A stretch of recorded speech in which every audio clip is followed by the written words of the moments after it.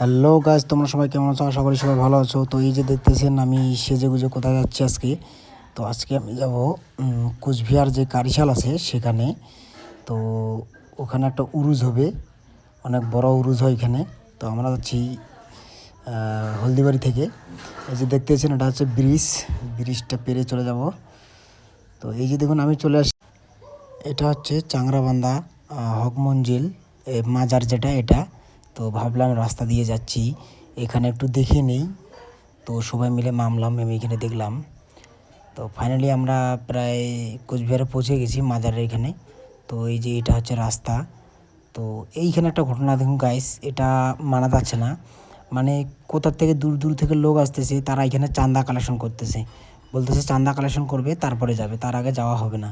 তো এটা ঠিক করে নেই গাইজ, এটা খুবই খারাপ একটা বিষয়। তো আপনারা আগামীতেই এটা ঠিক করার চেষ্টা করবে যাতে এরকম আর না হয়। তো অনেক লোক রেগে গেছে, রাগারাগি হয়েছে, ঝামেলা হচ্ছে। এই যে চলে আসলাম ফাইনালি, এটা হচ্ছে কুচবিহার কারিশাল। তো দেখতে পাচ্ছেন।